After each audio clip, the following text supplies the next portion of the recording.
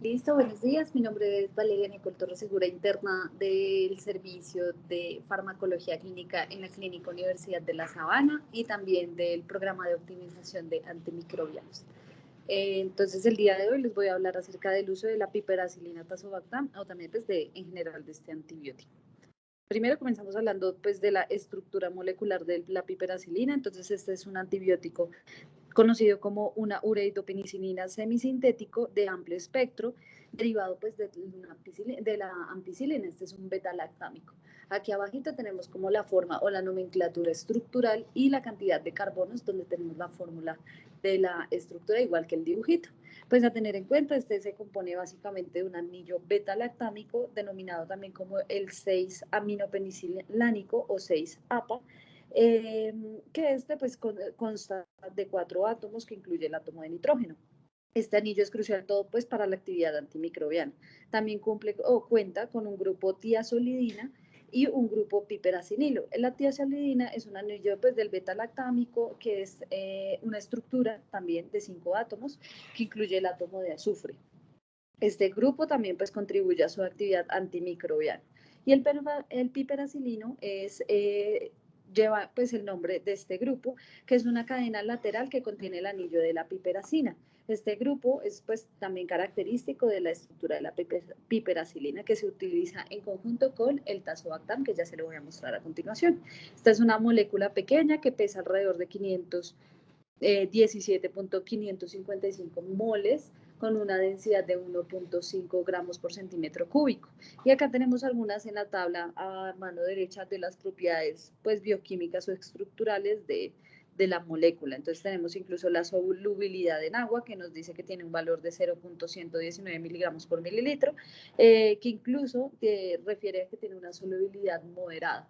El log-P pues es un valor o es una medida que hace referencia a la lipofilicidad o sí, lipofilicidad de la sustancia, y ambos valores que tenemos ahí denominados nos hacen que son de diferentes referencias bibliográficas, hacen referencia a que pues tiene una buena solubilidad en sustancias lipofílicas.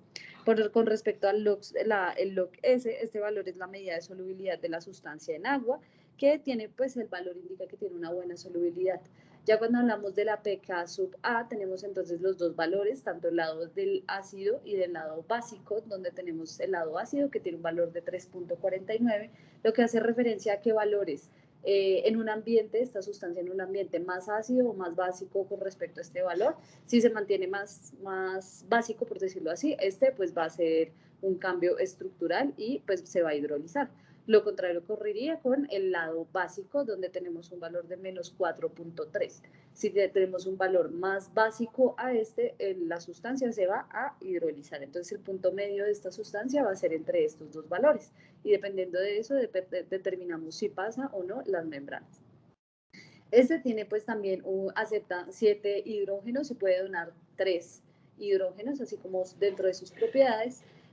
Tiene una propiedad de refractividad que pues es la capacidad de repartir la luz básicamente, y otras propiedades estructurales ya más moleculares. Con respecto al tazobactam, entonces pues también este es se considera que es un miembro de la clase de ácidos triazometilpenicilánicos que pues hace parte en conjunto con el sumbactam, y pues está con los hidrógenos meticilínicos exoxicólicos. Aquí tenemos pues que este es reemplazado por el grupo de 1, 2, 3 triazol y se utiliza en forma de sal sódica. Es un miembro también de los ácidos penicilánicos y un miembro de los triazoles. Este se utiliza en conjunto con la penicilina y este ya comentamos su mecanismo de acción, pero pues es un inhibidor de las beta-lactamasas. Nuevamente nombramos ahí a continuación la nomenclatura, pues cómo sería realizada los enlaces junto con su estructura bioquímica, con la cantidad de carbonos con los que cuenta. Este tiene un peso alrededor de los 300.291 moles y tiene una densidad de 1.5 gramos también por centímetro cúbico.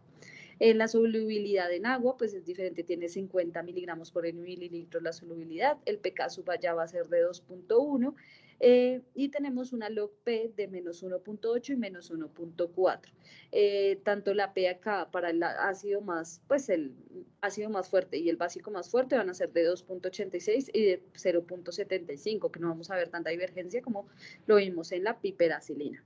Este también va a aceptar 7 hidrógenos y por el contrario puede donar hasta 1. Y con respecto al conjunto de del tazobactam, tenemos aquí otras enumeradas características que se encuentran en la literatura en conjunto con la piperacilina. Entonces acá en la mano izquierda tenemos las dos, cómo se componen y cómo sería la estructura pues, molecular de ambas conjuntas, junto con sus diferentes características. Entonces, por ejemplo, esta va a pesar ya 831.9 gramos sobre mol, va a tener la capacidad de donar 4 moles, 4 hidrógenos, perdón, y de aceptar 15 hidrógenos, por el contrario. Esto, pues, todos estos valores que nos dan, también nos los dan como de forma predictiva en las bases de datos, debido a que son informaciones que no son, pues, pueden ser experimentales, sin embargo, son información que se hace a partir de cuanteos, pues, de contar cosas teóricas, básicamente. El mecanismo de acción de la piperacilina, entonces como ya les dije, este va a ser pues piperacilina tazobactam, como bien conocida como piptazo, es un beta-lactámico y un inhibidor de la beta-lactamasa. Son dos medicamentos que van a jugar o van a actuar en sinergia. Entonces vamos a hablar primero de la piperacilina, que este pues es un beta-lactámico que tiene un efecto bactericida, lo cual es importante. Este se encarga básicamente de unirse a proteínas específicas de la unión de las PBPs, ya les digo más pues estructural o molecularmente cómo es.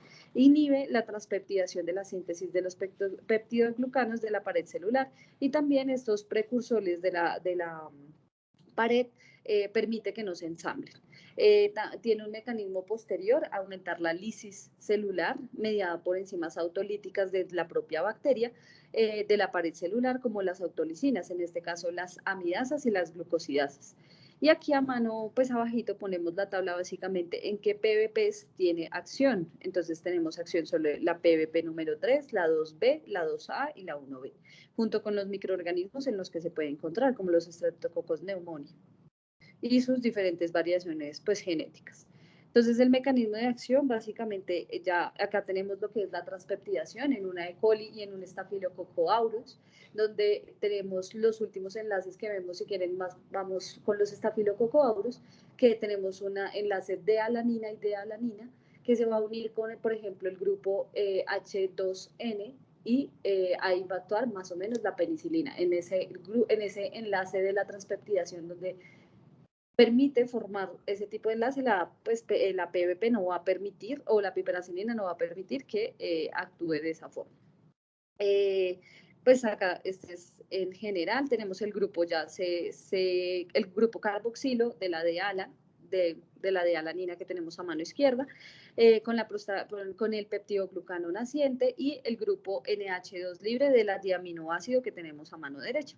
El peptidoglucano del aceptor, que serían los dibujitos que tenemos, ojalá tuviera un señalador, pero aquí a mano izquierda donde van a actuar las penicilinas, como lo vemos en la flechita.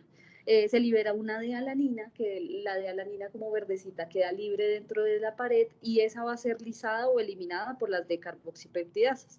Que pues esta permite la existencia de que durante las etapas previas de la realización de la formación de una pared celular, generalmente son tetrapéptidos, pero sin embargo, sí, polipéptidos, sin embargo acá en este caso, gracias a la existencia de esa enzima, vamos a tener solamente tetrapéptidos y tripéptidos. Y esto permite pues el entrecruzamiento controlado de las enzimas con las autolisinas, básicamente es eso. Esto es importante debido a que tenemos que tener en cuenta que la bacteria debe estar como en crecimiento.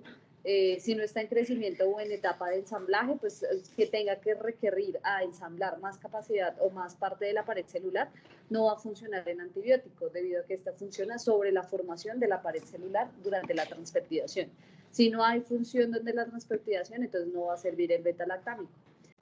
Ya con respecto a la piperacilina, pues tiene una actividad controlada sobre las autolisinas, incluso contra las PBP, y acá nuevamente las mencionamos con su número molecular de célula, por ejemplo la PBP1A y la 1B 100 de cada una, la 2B tiene 20, la 3 50 moléculas, la 4 110 y la 5 1800, y sus posibles funciones dentro del crecimiento bacteriano.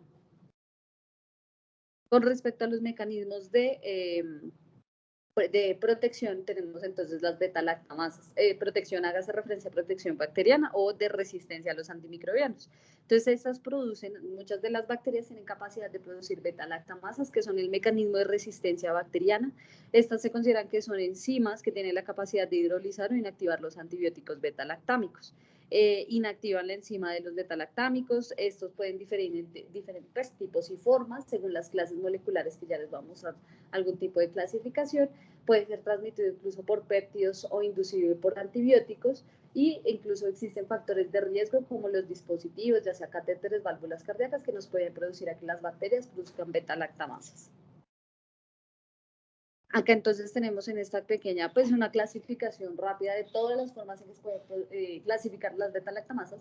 Tenemos la clasificación de Ambler, que es la más frecuentemente usada y por donde diferimos los diferentes tipos de resistencia, en donde tenemos la clase A, clase B, clase C y clase D, que estas incluyen los espectros de amplio extendido, las metalovelactamasas, las belactamasas cromosómicas de los gram negativos, e incluso de los enterococos y de algunas cepas de pseudomonas.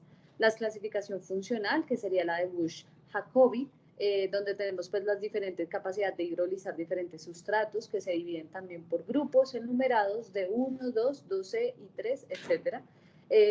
Ya sea también las beta-lactamasas por la especificidad de los sustratos, por ejemplo, beta-lactamasas de espectro ancho, de espectro amplio, o las BLE de espectro extendido. La ubicación de la célula bacteriana, o sea, en dónde se produce o dónde se adquiere la beta-lactamasa, dependiendo de los iones metálicos como las metalo-beta-lactamasas, y la estructura molecular, como podría llegar a clasificarse las carbapenemasas. Sin embargo, las que nosotros pues mayormente utilizamos la clasificación es la clasificación de Ambler. Ya con respecto al mecanismo de acción del tazobactam, pues este es un inhibidor de las beta-lactamasas, del mecanismo de resistencia que vimos anteriormente. Entonces, este pues tiene una estructura similar a un beta-lactámico, sin embargo, su función molecular es una inhibición irreversible de las enzimas beta-lactamasas, de manera covalente se va a unir a ellas, mediadas por ya sea por los plásmidos o por los cromosomas, aunque tiene mayor afinidad por estos mismos, y funciona incluso mejor con los ahí mencionados tipos de beta-lactamasas, los OHI1, los SHB1 y los TEM. Listo. Y incluso acá en la tablita podemos ver los mencionados nuevamente. Y en qué microorganismos los podemos encontrar, por ejemplo, en la Salmonella, en el Enterobacter y en la E. coli. Ya con respecto a la farmacocinética, entonces vamos a tener que este medicamento, la piperacilina en general, vamos a hablar primero de piperacilina por sí solo y ya después en conjunto con el tazobactam. La piperacilina por sí sola no se administra de vía oral, por lo tanto pues no cuenta con una adecuada absorción. La distribución pues va a tener un volumen de distribución de 101 cc por kilogramo, en dado caso que se administre de manera intravenosa 50 miligramos kilo en una infusión de 5 minutos, en esto contándolo en neonatos. Tiene una unión a proteínas que no está disponible en este momento solamente para la piperacilina porque está más asociada al tazobactam. Tiene una vida media de 36 a 72 minutos. El metabolismo, en gran parte de esta no se metaboliza, y por el contrario, la eliminación o la depuración va a ser de 32 a 41 o de 124 a 160 en pacientes pues ya ancianos, cc por minuto, pues como la tasa de filtración glomerular básicamente. El 68% se va a secretar como fármaco inalterado y el 10 al 20% se va a secretar de forma biliar. Ya con respecto a la piperacilina tazobactam, entonces vamos a tener que esta tampoco se administra de vía oral, sin embargo su volumen de distribución es bueno, es de 0.18 a 0.33 litros por kilogramo, tiene una unión a proteínas ya asociado con el tazobactam un 30%, una gran distribución a todos los tejidos y sin embargo no penetra adecuadamente el líquido cefalorraquídeo. Solo en caso de que esté inflamado y es muy poco el porcentaje que pasa, entonces no es frecuentemente usado en esos casos. El metabolismo tiene lugar, pues la hidrólisis tiene lugar al anillo beta-lactámico para formar el metabolito 1, que es el metabolito inactivo que se va a excretar generalmente. Y la depuración va a ser básicamente de 48.3 a 83.6 cc por minuto en pacientes con hemodiálisis más el uso de piptazo, y pues va a ser por vía renal. Entonces es importante porque tenemos que ajustar el medicamento a la función renal del paciente. 80% de este fármaco sale como inalterado y el resto sale como el metabolito ya inactivo, como les mencioné previamente. La dosis generalmente va a ser de 4 gramos más los 0.5 gramos IV cada 6 horas, sin embargo, esta puede variar dependiendo de la indicación del paciente y de la enfermedad. Entonces tenemos acá algunas, como una tabla grande de cómo podrían llegar a ser las dosis para adultos, basado en la enfermedad, si tiene una enfermedad, o en el componente del beta-lactámico, y tanto en adultos como en pediátricos. Entonces, si queremos un efecto, pues ya leve a moderado, o ya muy fuerte, o leve a moderado muy fuerte, pues en niños menores de 12 años no está tan indicado, sin embargo, sí se puede. No se ha demostrado en niños menores de 2 años, pero sí de 12 años. Entonces, pues se podría llegar a utilizar en dado caso extremo. De leve a moderado en un adulto se puede utilizar de 2.25 a 3.375 gramos cada 6 horas, o si ya queremos un valor muy fuerte, entonces ahí ya utilizamos las dosis de 4.5 gramos cada 6 horas. Abajito también tenemos pues las indicaciones o la frecuencia del tratamiento que nos puede dar la piperacilina tazobactam para algunas de las condiciones, y cambiar el ajuste de las dosis en este tipo de pacientes. Por ejemplo, cada 6 horas en una neumovilidad grave o en adultos neutropénicos con fiebre, o cada 8 horas ya en infecciones complicadas del tracto urinario, infecciones intraabdominales complicadas o infecciones de piel y de tejidos blandos. Con respecto a esta tablita que tenemos acá, les quería mostrar básicamente a dónde llegaba el antibiótico. Llega, por ejemplo, a secreción bronquial, a pulmón, al área biliar, al hueso, puede llegar incluso. Y acá a mano derecha tenemos las dosis que se utilizaron junto con las concentraciones del tejido por miligramo, por mililitro o por kilogramo, tanto de la piperacilina como del tazobactam. Ahí las tenemos pues para revisarlas posteriormente. Con respecto también a la piperacilina tazobactam, entonces tenemos que este es un medicamento tiempo dependiente.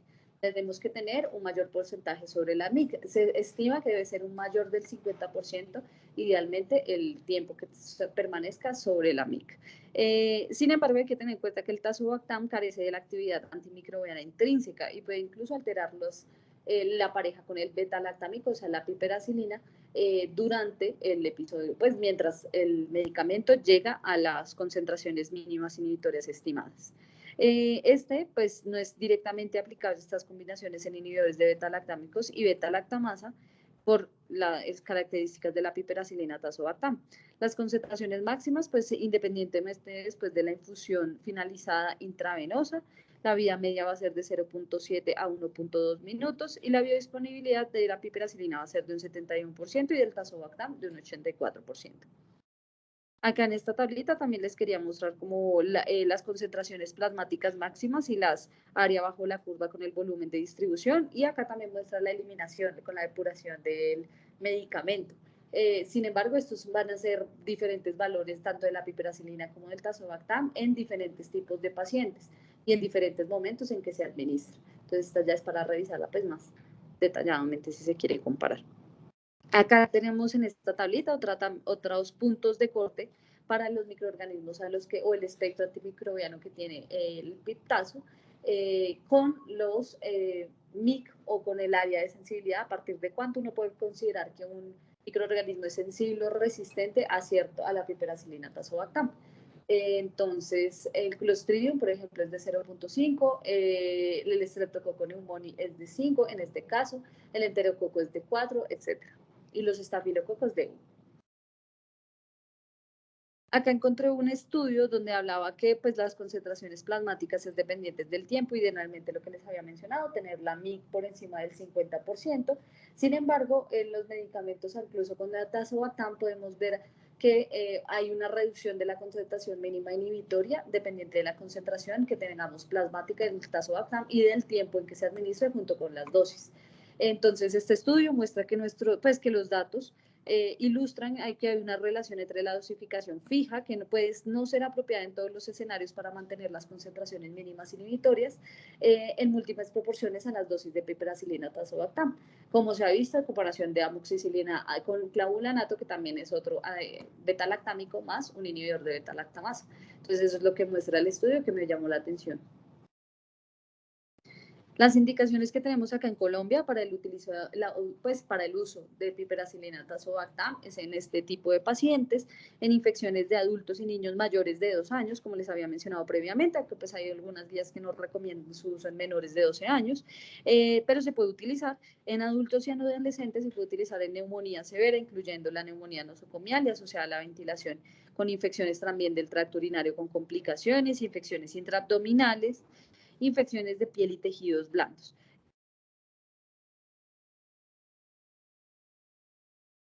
Anteriormente, y se puede utilizar incluso en pacientes neutrogénicos, de niños de 2 a 12 abdominales con complicaciones. La piperacilina también se puede utilizar para el manejo de niños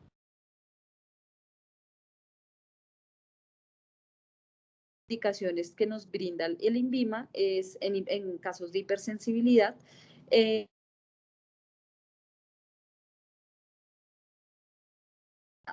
o antecedente de una reacción severa alérgica. Ay, casi me salgo. Con respecto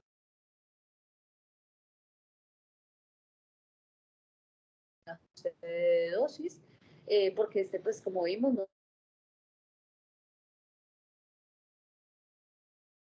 Entonces acá sí tenemos que tener en cuenta que puede aumentar las concentraciones aromáticas, se debe comenzar a ajustar las dosis, incluso la literatura dice en tasas de filtración glomerular menores a 50 cc por minuto, y tener en cuenta que pacientes con hemodiálisis se le va a administrar una dosis adicional de 2 gramos más 0.25 gramos IV, o sea, una dosis, la mitad de la dosis usual básicamente. En diálisis peritoneal, el paciente no va a requerir ajuste de dosis, solo en hemodiálisis, y tener en cuenta que el uso de la piperacilina tazobactam en pacientes con falla renal genera una causa de recuperación renal tardía, eso ha demostrado la literatura. Entonces aquí a mano derecha tenemos una de las tablitas que nos dice cómo podríamos realizar el ajuste de dosis, sin embargo abajo pues depende de la guía en la cual nos estemos basando. Sin embargo, si dice que a partir de la tasa de filtración de 20 a 40, pues ya necesitamos una dosis sugerida de, por ejemplo, arriba 2.25 gramos cada 6 horas o incluso 4.05 cada 8 horas, o menor a 20 de 2.5 cada 8 horas o 4 cada 12 horas, y espaciamos un poquito más las dosis. Acá abajo también tenemos pues una dosificación durante la terapia de reemplazo renal continua con el uso de la piperacilina tazobactam, o sea, en dado caso de que tengamos hemodiálisis o hemofiltración continua, cómo deberíamos ajustar la terapia. En pacientes niños no se ha establecido seguridad y eficacias, en niños de 0 a 2 años, sin embargo de 2 a 12 sí se ajusta, sí se puede ajustar la dosis por la disminución o la reducción de la excreción. En el embarazo no hay datos suficientes, sin embargo estudios en animales han mostrado que hay toxicidad, que no, pues han mostrado que hay toxicidad reproductiva, pero no teratogenicidad, con dosis pues tóxicas ya para la madre.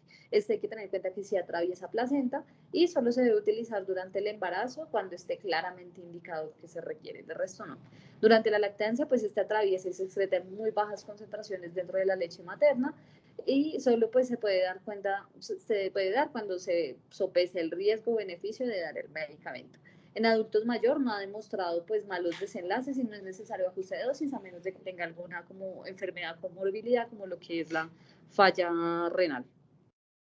Tenemos algunas otras indicaciones para tener en cuenta, como la fibrosis quística, la insuficiencia renal, pues ya habíamos mencionado de ajustar las dosis y en los trastornos convulsivos. La fibrosis quística, entonces, ha reportado un aumento de la frecuencia de fiebre y erupción cutánea en pacientes con fibrosis quística que reciben piperacilina.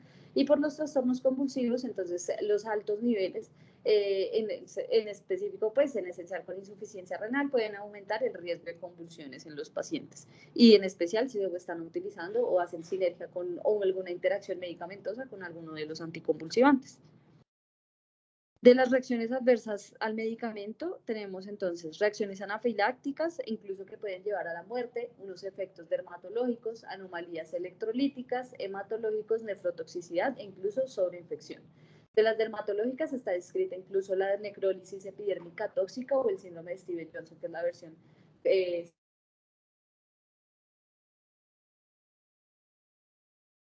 técnicos. De las electrolíticas, entonces tener en cuenta el sodio y el potasio principalmente, entonces el potasio evaluar cercanamente si el paciente está utilizando algún otro diurético.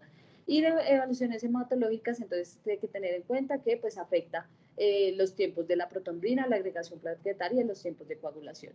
También, pues, en dado caso que el paciente tenga trombocitopenia o hemorragia, se sugiere suspender el tratamiento y puede ocurrir incluso leucopenia y neutropenia. Evaluar principalmente el uso de estos efectos durante el uso del medicamento en los primeros 21 días o mayor al uso de los 21 días del medicamento, mejor dicho.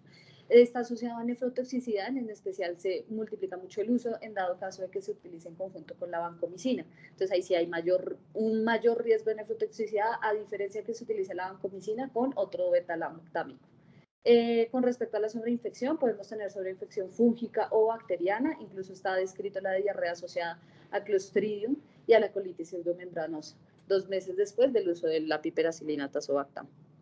Otras reacciones adversas que tenemos, entonces el mayor porcentaje son gastrointestinales y ya tenemos sistémicas como la flebitis, cefalea, las erupciones cutáneas, la disfunción en todas las líneas celulares, candidiasis también ha estado descrita. Y acá tenemos las mismas, pero descritas en una tabla pues, para demostrar la evidencia. De las interacciones medicamentosas, entonces tenemos que esta interactúa pues, con los relajantes musculares porque puede prolongar el efecto del becuronio. Los anticoagulantes puede afectar la función trombocítica como habíamos visto previamente, entonces se requiere hacer una vigilancia estricta. El metrotexato, el probenecid también los afecta. El metrotexato en caso de que la piperacilina puede reducir la eliminación del metrotexate y esto es pues, evitar la toxicidad, eso es importante porque toca hacerle seguimiento. En los aminoglucósidos, por ejemplo, se ha demostrado la inactivación de la toramicina y la gentamicina por la piperacilina en pacientes con insuficiencia renal grave, a tener en cuenta pacientes que pues tengan múltiples medicamentos antibióticos al tiempo y con la vancomicina mayor insuficiencia de falla renal, como les había mencionado antes, en comparación con otros medicamentos o con otros beta-lactámicos. A mano derecha también tenemos algunos otros medicamentos que se pueden asociar, por ejemplo, en dado caso que se utilice ácido valproico, disminuye la eliminación de este, entonces puede aumentar el umbral convulsivo. Y estas son las referencias que se utilizaron pues, para, en general, realizar esta presentación. Gracias.